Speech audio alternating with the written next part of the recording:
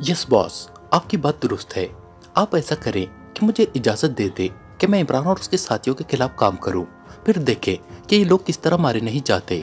टेरी ने कहा, नहीं, इमरान और उसके साथी तुम्हारे बस की बात नहीं है। मैं यहाँ से नया ग्रुप भेजता हूँ। बार्टन ने तेज और तहकुमाना लहजे में कहा। लेकिन बॉस, टेरी ने एहतजाज करने वाले अंदाज में कहा, जो मैं कह रहा हूँ उस पर अमल करो, समझे? मैं अहमक नहीं हूँ। मुझे मालूम है कि तुम अब तक क्या कर चुके हो और क्या नहीं। तुम फौरन साथियों समेत वापस आ जाओ। बार्टर ने चीखते हुए लहजे में कहा और रिसीवर क्रिडल पर पटक दिया। अहमक औरत, खुद एतमादी के चक्कर में मारी गई। नॉनसेंस, बार्टर ने बड़बड़ाते हुए कहा और मेज की दूसरी तरफ मौजूद कुर्सी पर जाकर बैठ गया। अब क्या करूं? किसे इस मिशन पर भेजूं जो इमरान और उसके साथियों का मुकाबला भी कर सके और उन्हें हलाक भी कर सके? बार्टर ने सोचने के से अंदाज में बड़बड़ाते हुए कहा, मुझे अपने सेक्शन को इमरान के मुकाबले पर लाने की बजाय इसी तरह किसी और ग्रुप को उसके मुकाबले पर लाना चाहिए। लेकिन यहाँ ऐसा कौन सा ग्रुप हो सकता है जो इमरान और उसके साथियों का मुकाबला करने की अहलियत रखता हो? बार्टर ने सोचते हुए कहा और फिर अचानक उसके जहन में झमाका सा हुआ तो वो बेख्तियार उछल पड़ा। उसके चेहरे पर यकलत मसरत के तासुरात उभर आए। ओ, अब मैं देखूंगा कि इमरान कैसे बचता है। बार्टन ने मसरत भरे लहजे में कहा और साथ पड़े हुए फोन का रिसीवर उठा लिया और फोन पे इसके नीचे लगा हुआ बटन प्रेस करके उसने तेजी से नंबर प्रेस करने शुरू कर दिए। यस, सुपर क्लब, एक निस्वानी आवाज सुनाई दी। मैं बार्टन बोल रहा हूँ, एंथोनी से बात कराओ।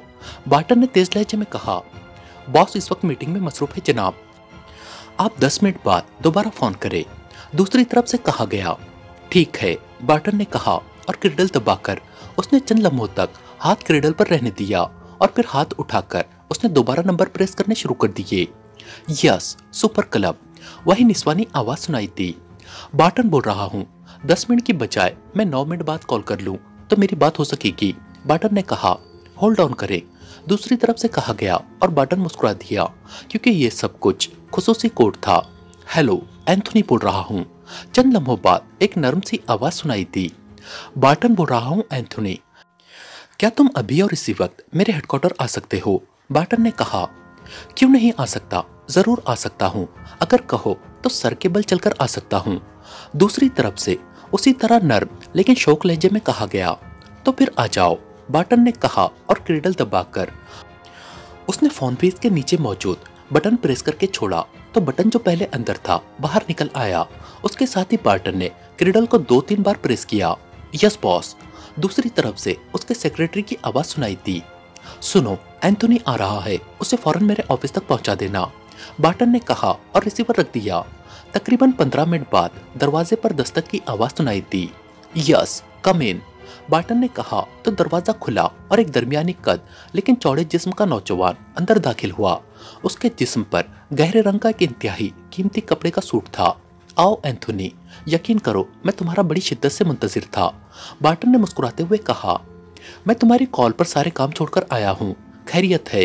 तुम्हारे लहजे में परेशानी थी, क्या बात हो गई है? एंथोनी ने मेज के दूसरी तरफ पड़ी हुई कुर्सी पर बैठते हुए इंतहाई बेतकल्लुफाना लहजे में कहा। हाँ, मुझे एक बहुत बड़ी परेशानी का सामना है, बल्कि यूं समझो कि इस वक्त मेरी इज्जत दांव पर लग चुकी है और मैंने हर तरफ से मायूस होकर तुम्हें कॉल किया है।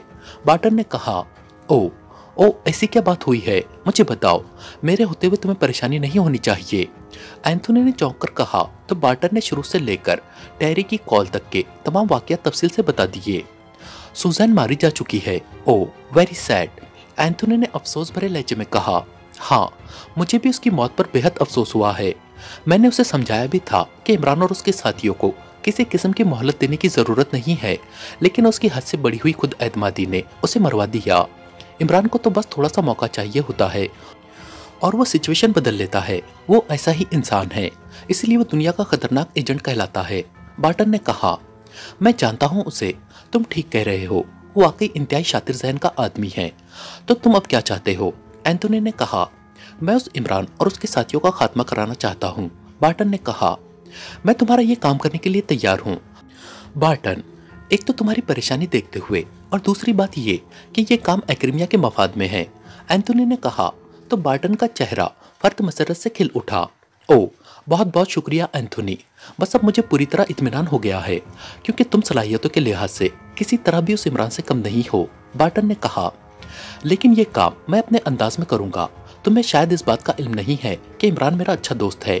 मैं खुद जाकर इमरान से मिलूंगा और उस पर जाहिर करूंगा कि मैं किसी और मिशन पर यहाँ आया हूँ। फिर मैं इमरान या उसके किसी साथी के जिस्म में अपना एक मखसूस आला फिट कर दूंगा। फिर इमरान और उसके साथी जो कुछ करेंगे वो मेरे नोटिस में रहेगा। मैं इमरान पर यह जाहिर नहीं करूंगा कि मेरा कोई ताल्लुक तुमसे या डार्क हार्ट से है, और न तुमने इस दौरान मुझसे किसी किस्म का कोई राब्ता करना है। एंथोनी ने कहा। जैसे तुम कहोगे वैसे ही होगा, लेकिन मुझे बस कामयाबी चाहिए, बार्टन ने कहा। ठीक है, तुम्हारा ये मिशन मुकम्मल हो जाएगा, एंथोनी ने कहा और कुर्सी से उठ खड़ा हुआ। बार्टन भी उठा और फिर उसने एक बार फिर एंथोनी का शुक्रिया अदा किया और एंथोनी तेजी से मुड़कर कमरे से बाहर निकल गया तो बार्टन एक तवील सांस लेकर दोबारा कुर्सी पर बैठ गया। अब उसके चेहरे पर गहरे इत्मीनान के तासुरात नुमाया थे। एंथोनी एक्रीमिया की एक ताकतवर सरकारी एजेंसी रेड स्काई का चीफ रह चुका था, लेकिन उसने जल्द ही एजेंसी से रिटायरमेंट ले ली थी और फिर उसने अपना एक स्पेशल ग्रुप तश्कील दिया था जो सिर्फ उसकी जात के लिए ही काम करता था, और वो एंथोनी ग्रुप था जिसे एंथोनी गैर सरकारी कामों के लिए इस्तेमाल करता था। और जाहिर है इस ग्रुप के जरिए उसका मकसद दौलत कमाना ही था, और एंथोनी ने वाकई बेपनाह कारनामे सर अंजाम दिए थे। एंथोनी फील्ड में खुद भी काम करता था, इसलिए जाती लिहाज से भी उसके बेशुमार कारनामे मशहूर थे। उसके पास इंतहाई ट्रेंड और मंझे हुए एजेंटों का एक पूरा ग्रुप था। उसके मुतालिक मशहूर था कि इंसान का पीछा मौत का फरिश्ता तो छोड़ सकता है, लेकिन एंथोनी जिसके पीछे लग जाए उसे उसके हाथों कोई नहीं बचा सकता। मादाम सुजैन के इस तरह मारे जाने के बाद उसने इसलिए टैरी और उसके ग्रुप को वापस बुला लिया था, क्योंकि वो समझता था कि उन्हें इमरान के मुकाबिल लाने का मतलब सिवाय उनकी मौत के मुंह में धकेलने के और कुछ नहीं है। जबकि एंथोनी इस मामले में बेहतरीन चॉइस था और एंथोनी उसका गहरा दोस्त था। लेकिन वो ये भी जानता था कि एंथोनी की डिमांड इस कदर ज्यादा होती है कि ना ही हुकूमत ने उसे पेमेंट करना था और न वो जाती तौर पर इस काबिल था कि उसे पेमेंट कर सके। लेकिन एंथोनी ने जिस तरह बगैर किसी डिमांड के काम करने की हामी भर ली थी, उससे उसे बेपनाह खुशी हुई थी, और वो एंथोनी के इस रवैये से बेहद मुतासिर हुआ था कि वो एक्रीमिया के मफादात के लिए बिला मुआवजा काम करने के लिए तैयार हो गया था। और अब उसे मुकम्मल यकीन था कि एंथोनी के हाथों इमरान और उसके साथी किसी भी सूरत में जिंदा न बच सकेंगे। वो उन्हें ढूंढ भी लेगा और उनका शिकार खेलते हुए मादाम सुजैन की तरह हिमाकत का भी सबूत न देगा। इसलिए जल्द ही एंथोनी उसे इमरान और उसके साथियों की मौत की खबर सुनाएगा। इसलिए उसके चेहरे पर इत्मीनान के तासुरात नमूदार हो गए थे। टेलीफोन की घंटी बजते ही इमरान ने हाथ बढ़ाकर रिसीवर उठा लिया। यस, इमरान ने कहा। मिस्टर माइकल से बात कराएं, मैं एंथोनी बोल रहा हूँ। दूसरी तरफ से एक आवाज सुनाई दी तो इमरान बेख्तियार चौंक पड़ा। माइकल ही बोल रहा हूँ, इमरान ने कहा। साइकिल? हैरत है कि अब साइकिल भी बोलने लग गई है। मिस्टर माइकल और प्रिंस ऑफ ठम, दूसरी तरफ से कहा गया और इमरान बेख्तियार मुस्कुरा दिया। दूसरी तरफ से आने वाली आवाज और नाम सुनकर इमरान बोलने वाले को पहचान गया था। ये शख्स एंथोनी एक्रीमिया की किसी खुफिया दिफाई एजेंसी रेड स्काई का चीफ था और इमरान से उसका कई बार टकराव हो चुका था। चूंकि ये शख्स तबीयत और मिजाज का काफी जिंदा दिल और खुशबाश था, इसलिए इमरान की उससे दोस्ती हो गई थी। लेकिन फिर उसकी एजेंसी की सरबराही से रिटायर होने के बाद उससे राब्ता खत्म हो गया था और अब काफी तवील अरसे बाद उसकी आवाज इमरान ने सुनी थी। अच्छा, तो रिटायरमेंट के बाद साइकिल की आवाज पहचानने लग गए हो, वरना पहले तो टर्को की आवाज भी तुम्हें सुनाई ना देती थी। इमरान ने मुस्कुराते हुए इस बार अपने असल लहजे में कहा तो दूसरी तरफ से एंथोनी बेख्तियार हंस पड़ा। ऐसा ही समझ लो। अच्छा ये बताओ कि तुम यहाँ क्या किसी खास मिशन पर आए हुए हो जो इस तरह छुपकर होटल के कमरे में बैठे हो? एंथोनी ने हंसते हुए कहा। मिशन तो वाकई बड़ा खासुल खास था, लेकिन अब तुमसे बात करने के बाद आम हो गया है, इमरान ने मुंह बनाते हुए जवाब दिया। तो दूसरी तरफ से एंथोनी एक बार फिर जोरदार कहकहा मारकर हंस पड़ा। अरे वो क्यों, क्या कोई खास बात हो गई है? मैंने तो सोचा था चलो तजदीद दोस्ती ही हो जाए।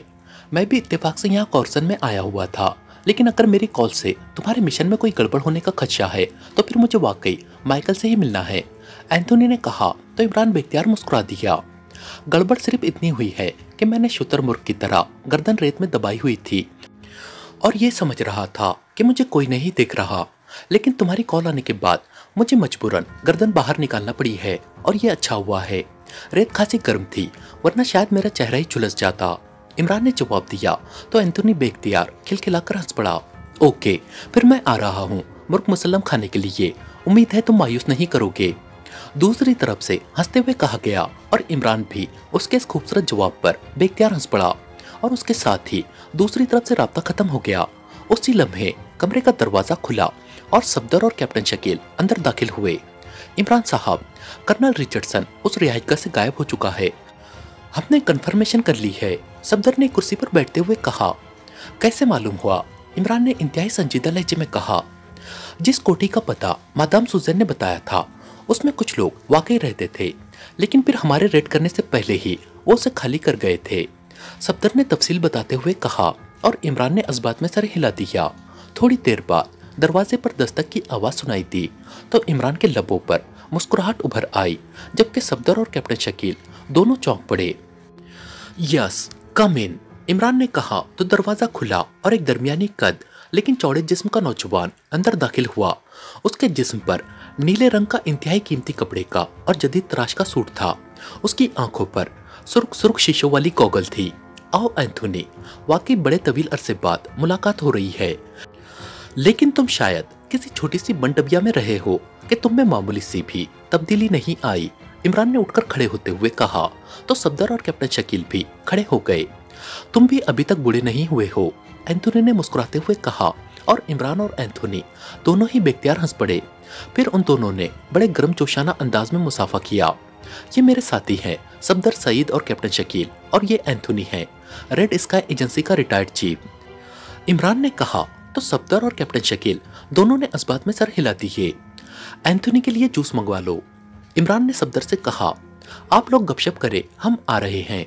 सफदर ने 2 गिलास जूस का ऑर्डर इंटरकॉम पर देने के बाद इमरान से कहा और फिर उठकर दरवाजे की तरफ बढ़ गया।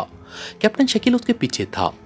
मैं इस होटल में एक दोस्त से मिलने आया था। अगर मैं तुम्हें लिफ्ट बॉय से मजाक करते हुए ना देख लेता तो मैं तुम्हें ना पहचान सकता, लेकिन इत्तेफाक है उस वक्त तुम्हारे इस कदर करीब मौजूद था और तुम्हारा मखसूस अंदाज में मजाक मुझे याद था। चुनांचे जब मैंने तुम्हारा मजाक सुना तो मैंने काउंटर से मालूम किया और फिर तुम्हें फोन किया, एंथोनी ने मुस्कुराते हुए कहा। इस दौरान वेटर जूस के गिलास ले आया तो इमरान ने एक गिलास एंथोनी के सामने रखा और दूसरा खुद उठा लिया। आजकल क्या कर रहे हो? इमरान ने जूस का घूंट लेते हुए कहा। चोर भला चोरी की आदत छोड़ सकता है, जो सारी उम्र किया है वो अब भी कर रहा हूँ। बस फर्क ये है कि पहले सरकारी तौर पर तनख्वाह मिलती थी, अब मुआवजा मिलता है, लेकिन अपनी मर्जी का, एंथोनी ने मुस्कुराते हुए जवाब दिया तो इमरान भी मुस्कुरा दिया। डार्क हार्ट के चीफ कर्नल रिचर्डसन से भी कभी मिले हो? इमरान ने कुछ सोचकर उससे मुखातिब होकर कहा तो एंथोनी बेख्तियार हंस पड़ा। हाँ, कई बार मुलाकात हुई है, वो खासा ज़हीन और तेज आदमी है, एंथोनी ने जवाब दिया। फिर तो तुम उस तक मेरा एक पैगाम पहुंचा सकते हो, इमरान ने मुस्कुराते हुए कहा। तुम्हारा पैगाम? क्या मतलब? यहाँ बैठे बैठे तुम खुद फोन पर पैगाम दे दो, नंबर मैं बता देता हूँ, एंथोनी ने कहा। नहीं, फिर वो भी तुम्हारी तरह मेरे मखसूस अंदाज के मजाक को पहचानना शुरू कर देगा, इमरान ने जवाब दिया तो एंथोनी बेख्तियार कहकहा मारकर हंस पड़ा। ओ, ये बात है, ठीक है, बताओ क्या पैगाम है, एंथोनी ने हंसते हुए कहा। सिर्फ इतना कह देना कि डार्क हार्ट को इस कदर नीचे ना ले आओ कि मादाम सुजैन जैसी थर्ड क्लास औरत डार्क हार्ट का इंतखाब बन जाए, इमरान ने कहा तो एंथोनी बेख्तियार उछल पड़ा। क्या कह रहे हो? सुजैन? क्या तुम उसे जानते हो? क्या डार्क हार्ट ने उसे कोई मिशन दिया है? एंथोनी ने कहा तो इमरान बेख्तियार मुस्कुरा दिया। हाँ, और अब तुम खुद बताओ कि मादाम सुजैन इस पाई की औरत थी कि डार्क हार्ट उसे मिशन देती, इमरान ने कहा। अब मैं सारी बात समझ गया हूँ। आई एम सॉरी इमरान, मैं इस चक्कर में नहीं उलझना चाहता, इसलिए तुम्हारा पैगाम नहीं पहुंचाया जा सकता, एंथोनी ने एक तवील सांस लेते हुए कहा। क्या समझ गए हो? इमरान ने मुस्कुराते हुए पूछा। तुम्हारी यहाँ मौजूदगी डार्क हार्ट के खिलाफ किसी मिशन के सिलसिले में है और डार्क हार्ट ने तुम्हारे खिलाफ अपने रेड सेक्शन को एक्टिव कर रखा है, जिसका बॉस बार्टन है। वैसे ये बात वाकई हैरानकुन है कि बार्टन ने तुम्हारे खिलाफ मादाम सुजैन को हायर किया है, हालांकि मेरा ख्याल है कि वो तुम्हें अच्छी तरह जानता है। अब चूंकि ये बात सामने आ गई है, अब मेरा उस तक पैगाम पहुंचाने का मतलब है कि मैं खुद भी इसमें मुलविस समझा जाऊं, इसलिए आई एम सॉरी, एंथोनी ने जवाब देते हुए कहा। मादाम सुजैन और उसका ग्रुप खत्म हो गया है, इसका मतलब है कि बार्टन अब कोई नया ग्रुप हायर कर रहा होगा या कर चुका होगा, क्योंकि शुरू से अब तक न जाने उसने कितने ग्रुप यक के बाद दिगरे हायर किए हैं। मैं सिर्फ इतना चाहता हूँ कि वो जो ग्रुप भी हायर करे कम से कम रेड स्काई के मियार का तो करे। इमरान ने मुस्कुराते हुए कहा, मेरा ताल्लुक चूंकि सरकारी रेड एजेंसी से रहा है और तुम्हारा डार्क हार्ट से कोई सिलसिला हो तो मैं दरमियान में कैसे आ सकता हूँ। मुझे डार्क हार्ट से कोई दिलचस्पी नहीं है, मेरा अपना काम है। एंथोनी ने कहा, तो फिर अपनी खिदमत पेश करो डार्क हार्ट को, कम से कम काम करने का तो लुत्फ आएगा। इमरान ने मुस्कुराते हुए कहा तो एंथोनी ने बेख्तियार दोनों कान पकड़ लिए। अरे बाप रे, ऐसा सोचना भी मत। मेरी तौबा, बल्कि मेरे बाप की भी तौबा कि तुम्हारे मुकाबले में आऊं। मैं जब रेड स्काई का इंचार्ज था तो मेरी शऊरी तौर पर कोशिश यही होती थी कि तुम्हारे या पाकिस्तान सीक्रेट सर्विस के मुकाबिल मेरे पास कोई काम ना हो।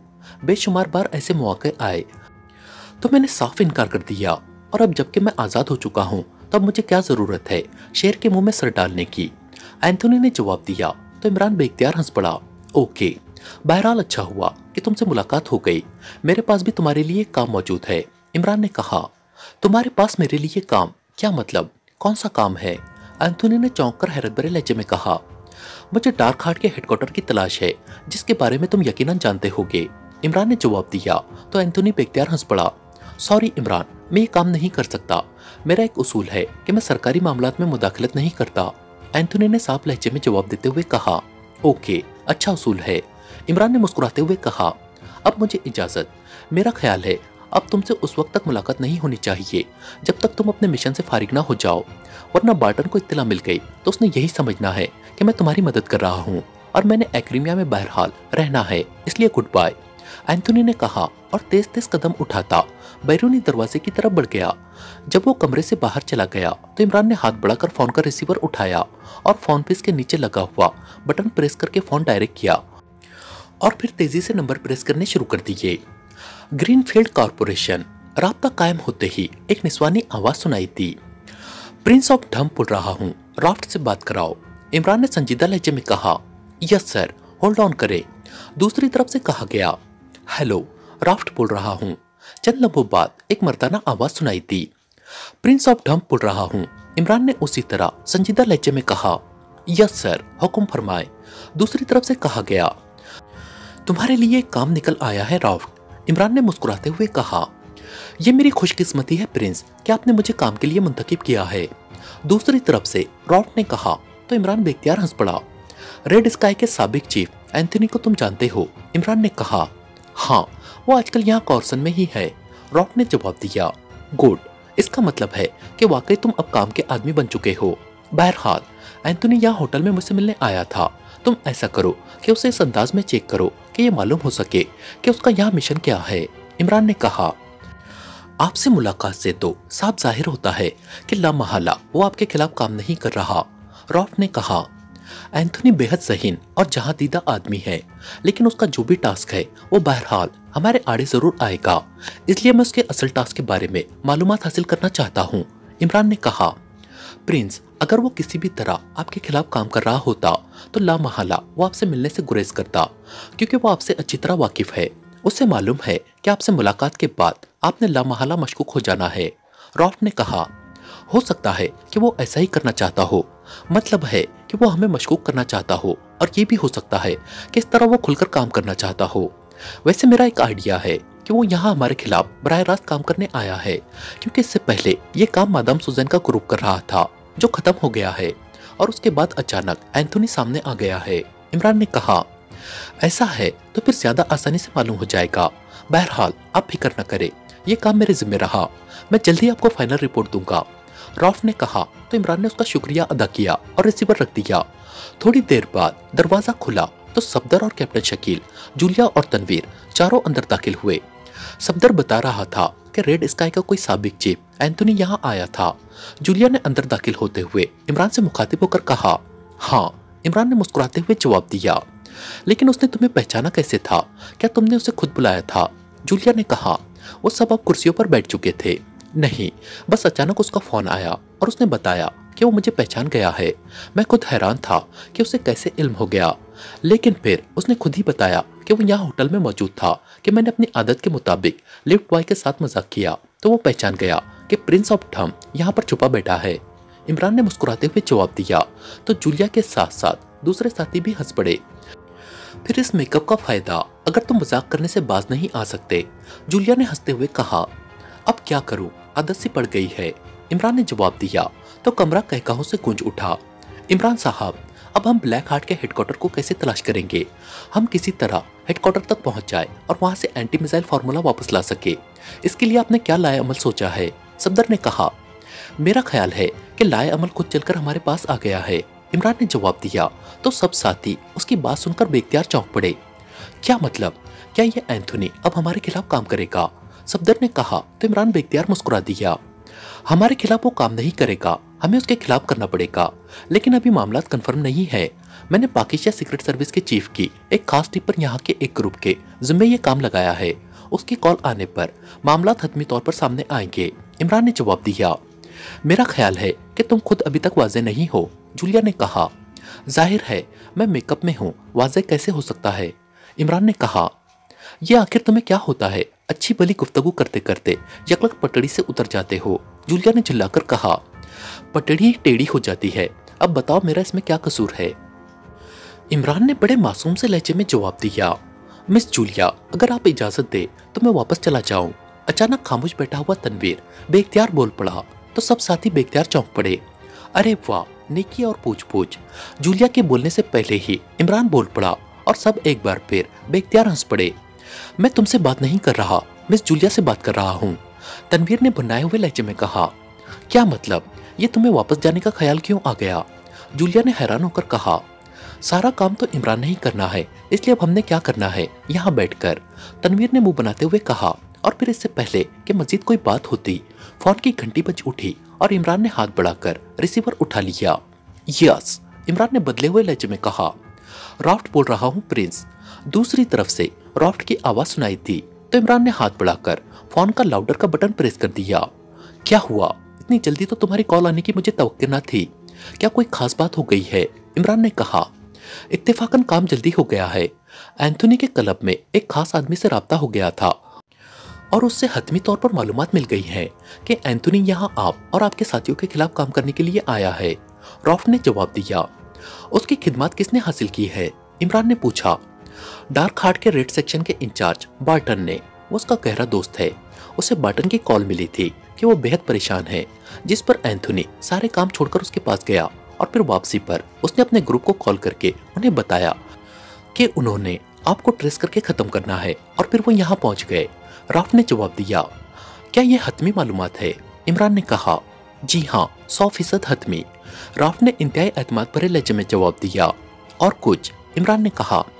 मैंने इस एंगल पर भी मालूमात हासिल की है कि एंथोनी ने आपके मुतालिक अपने ग्रुप को क्या हिदायत दी है, और जो मालूमात मिली है उनके मुताबिक आप और आपके साथियों के मुतालिक उसने अपने साथियों से कहा है कि वो आप और आपके साथियों की निगरानी करेंगे और ना ही आप लोगों को छेड़ेंगे, सिर्फ अपना टारगेट कवर करेंगे और वापस चले जाएंगे। अलबत्ता एंथोनी ने उन्हें कहा है कि वो आपसे जाकर मिल आएगा, ताकि अगर उनकी यहाँ मौजूदगी के बारे में आपको मालूमात मिले तो आप उससे मशकूक ना समझे, रॉफ ने जवाब देते हुए कहा। तुमने इल्मे नजुम तो नहीं सीख लिया कि अपने ऑफिस में बैठे बैठे ऐसी टॉप सीक्रेट मालूमात इस कदर जल्द और इस कदर हतमी तौर पर हासिल कर लेते हो? इमरान ने कहा। तो दूसरी तरफ से राफ्ट बेख्तियार हंस पड़ा। कम से कम आप तो ये बात ना करे, आपको तो मालूम है कि मैं किस अंदाज में काम करता हूँ, राफ्ट ने हंसते हुए कहा। मुझे मालूम तो था, लेकिन ये मालूम ना था कि तुम्हारी स्पीड इस कदर तेज है, इमरान ने कहा। एंथोनी आप पर सोच समझकर हाथ डालेगा, ताकि आपका और आपके साथियों का जिंदा रहने का 1% भी इम्कान न रहे, इसलिए आप पूरी तरह से मोहतात रहे, राफ्ट ने जवाब दिया। क्या उनकी निगरानी हो सकती है? इमरान ने कहा। उसका कोई फायदा नहीं है प्रिंस, क्योंकि इतना तो आप भी जानते हैं कि एंथोनी और उसके साथी किस कदर तेज लोग हैं। वो लामहला अपनी निगरानी को चेक कर लेंगे, उसके बाद यकीनन वो गायब हो जाएंगे, राफ्ट ने जवाब दिया। ग्रुप में कितने अफराद शामिल हैं? इमरान ने पूछा। एंथोनी समेत 10 और सब हेवन होटल में ठहरे हुए हैं, राफ्ट ने जवाब दिया। ओके थैंक यू, इमरान ने कहा और रिसीवर रख दिया। तनवीर, साथ वाले दोनों कमरों की क्या पोजीशन है? इमरान ने तनवीर से मुखातिब होकर कहा। दाएं और बाएं तरफ दोनों कमरे खाली हैं, तनवीर ने जवाब दिया। कैप्टन शकील, तुम दाया कमरा जाकर चेक करो, स्पेशल गायकर ले जाओ, और तनवीर तुम दूसरे कमरे की चेकिंग करो, इमरान ने इंतहाई संजीदा लहजे में कहा। और तनवीर और कैप्टन शकील दोनों उठकर तेजी से बैरूनी दरवाजे की तरफ बढ़ गए। सफदर, तुम कमरे से बाहर का ख्याल रखो, इमरान ने सफदर से कहा तो सफदर भी उठकर कमरे के दरवाजे की तरफ बढ़ गया। जूलिया, तुम उगबी खिड़की खोलकर उस तरफ को चेक करो, इमरान ने जवाब दिया। क्या तुम्हें खदशा है कि एंथोनी यहाँ ऐसा कोई इंतजाम करके गया है कि वो हमें इस होटल समेत उड़ा दे? जूलिया ने हैरान होकर कहा, एंथोनी बेहद तेज आदमी है। मेरी छठी हिस्स कह रही है कि वो हमारे लिए इस होटल को तबाह नहीं करेगा, बल्कि वो इस बात का इंतजार करेगा कि हम बाहर कब आते हैं। इसलिए हो सकता है कि रॉफ्ट को ये सारी मालूमात बाकायदा फीड की गई हों। इमरान ने कहा तो जूलिया के चेहरे पर हैरत के तासुरात उभर आए। ओ, तो ये बात है, ठीक है, अब तुम्हारे खदशे को समझ गई हूँ, जूलिया ने कहा और उठकर उगबी खिड़की की तरफ बढ़ गई। उसने खिड़की खोली और फिर सर बाहर निकालकर उसने ना सिर्फ दाएं बाएं बल्कि ऊपर नीचे भी चेकिंग की। ओ, यहाँ एक डिवाइस मौजूद है, अचानक जूलिया की आवाज सुनाई दी तो इमरान तेजी से उठा और खिड़की की तरफ बढ़ गया। ये देखो, ये पानी के पाइप के साथ, जूलिया ने साइड में पानी के पाइप की तरफ इशारा करते हुए कहा। हाँ, ये वाकई चेकिंग लाइन है, ये वॉइस कैचर नहीं कॉल कैचर है। इससे फोन और ट्रांसमीटर कॉल चेक और कैच की जा सकती है। ये इस बटन से रिसीवर में कॉल ट्रांसफर होती है, जिसे अगले रिसीवर पर सुना और चेक किया जा सकता है। अगर ये बटन यहाँ पर मौजूद है तो इसका मतलब है कि इसका कैचर रिसीवर किसी खुली जगह पर होना चाहिए, और खुली जगह छत ही हो सकती है। ऊपर छत पर जाओ, वहाँ उसका रिसीवर मौजूद होगा। तनवीर को साथ ले जाओ, इमरान ने कहा तो जूलिया सर हिलाती हुई तेजी से मुड़ी और बैरूनी दरवाजे की तरफ बढ़ गई। इमरान ने खिड़की बंद की और वापस आकर कुर्सी पर बैठ गया। उसके चेहरे पर गहरी संजीदगी तारी थी। 15 मिनट बाद दरवाजा खुला और जूलिया और तनवीर अंदर दाखिल हुए। रिसीवर वाकई मौजूद था और उसे इंतहाई महारत से छुपाकर रखा गया था। जूलिया ने एक छोटा सा बटन जिसे उसने हाथ में पकड़ा हुआ था इमरान के सामने मेज पर रख दिया। इमरान ने उसे उठाया और फिर उसे बगौर देखना शुरू कर दिया। काफी देर तक वो उसे उलट पुलट कर देखता रहा। ठीक है, इसे ले जाकर दोबारा जोड़ दो, इमरान ने बटन को वापस जूलिया की तरफ बढ़ाते हुए कहा। क्या मतलब, क्या ये काम नहीं कर रहा? जूलिया ने कहा। नहीं, मैं इसकी कारकर्दगी समझ गया हूँ। मैं अब एंथोनी की चाल बराह रास्त उसी पर उलटना चाहता हूँ, इमरान ने कहा और जूलिया ने जज्बात में सर हिला दिया। मुझे तो, मैं जाकर जोड़ आता हूँ, तनवीर ने कहा और जूलिया के हाथ से वो बटन लेकर वो तेजी से मुड़ा और दरवाजे से बाहर चला गया, जबकि जूलिया कुर्सी पर बैठ गई। इस कदर सरदर्दी की क्या जरूरत है? उस एंथोनी और उसके साथियों का खात्मा कर देते हैं, जूलिया ने कहा। नहीं, इस तरह मसला हल नहीं होगा। डार्क हार्ट किसी और ग्रुप को सामने ले आएगी, इमरान ने कहा और जूलिया खामोश हो गई। थोड़ी देर बाद तनवीर भी वापस आ गया। मैंने उसे दोबारा जोड़ दिया है, तनवीर ने कहा तो इमरान ने जज्बात में सर हिला दिया और फिर ट्रांसमीटर पर फ्रीक्वेंसी एडजस्ट करना शुरू कर दिया। फ्रीक्वेंसी एडजस्ट करने के बाद उसने उसका बटन ऑन कर दिया। हेलो हेलो, प्रिंस ऑफ डम कॉलिंग ओवर, इमरान ने बार बार कॉल देनी शुरू कर दी।